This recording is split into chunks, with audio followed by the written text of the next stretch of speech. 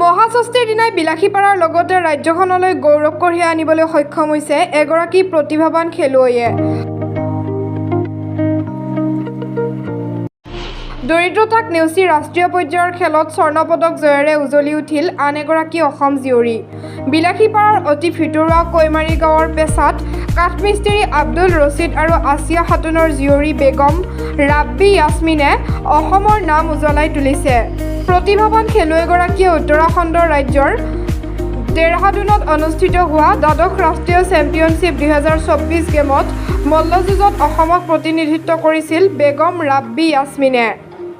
উত্তৰাখণ্ডৰ দেহৰাদুনত 3 পৰা 6 অক্টোবৰলৈ অনুষ্ঠিত হোৱা ৰাষ্ট্ৰীয় পৰ্যায়ৰ পৰম্পৰাগত পেংকাৰাচন মল্লযুঁজ প্ৰতিযোগিতাত অসমক প্ৰতিনিধিত্ব কৰিছিল। প্ৰতিযোগিতাত স্বৰ্ণপদক লাভ কৰি অসমলৈ গৌৰৱ কঢ়িয়াই আনিবলৈ সক্ষম হয়।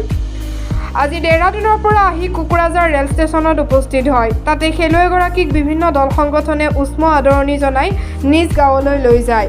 নিজ গৃহত উপস্থিত হৈ প্ৰতিভাধৰ খেলুৱৈ তথা উচ্চতৰ মাধ্যমিক 2য় বৰ্ষৰ ছাত্ৰীগৰাকীয়ে কয় যে আগলৈ অসম চৰকাৰে সহায় কৰিলে অলিম্পিকত অংশগ্ৰহণ কৰি স্বৰ্ণপদক জয়ী কৰি ৰাজ্যখনলৈ গৌৰৱ কঢ়িয়াই আনিব বুলি কয় ৰাব্বীয়ে।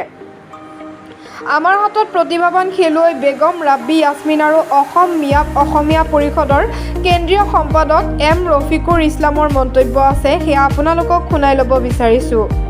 মোৰ নাম বেগম ৰাব্বী য়াছমিন। মই কৈমাৰীৰ পৰা ওলাইছোঁ। মোৰ দেউতাৰ নাম হ'ল আব্দুল ৰছিদ, মোৰ মাৰ নাম আসিয়া খাতুন। মই গেম খেলিবলৈ গৈছিলোঁ উত্তৰাখণ্ডৰ দেহৰাদুনত। মই পেংকাৰেচন গেমত ফাৰ্ষ্ট ৰেংক লৈ মই সোণৰ মেডেল লৈ উভতি আহিলোঁ। আৰু অহাৰ পিছত মই পঢ়ি থকা এইখন বিদ্যালয়তে সকলোৱে ৰাইজসকল আৰু সকলোৱে মোক আগবঢ়াই লৈ আহিছে। এইখিনিতে মই ধন্য জ্ঞাপন কৰিছোঁ।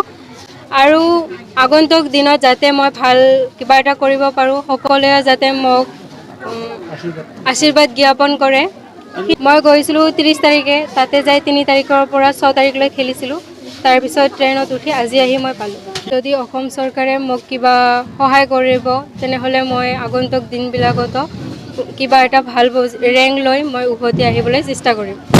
আৰু লগতে যদি অসম চৰকাৰে মোক কিবা সহায় কৰে তেনেহ'লে মই অলিম্পিকত মই ফাৰ্ষ্ট প্ৰাইজ লৈ উভতি আহিবলৈ চেষ্টা কৰিম।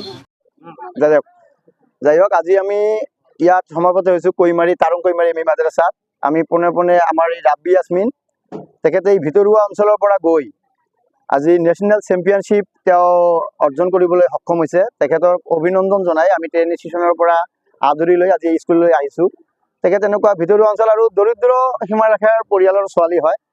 তেখেতে সৰুৰে পৰা দেখিছোঁ আমি সৰু সুৰা খেলবিলাকতে তেওঁ বহুত পাৰদৰ্শিতা তেওঁ অৰ্জন কৰিছিল আৰু আমাৰ আশা আছিল তেওঁ এদিন এনেকুৱা এটা ৰেজাল্ট আনিব। তো আজি তেওঁ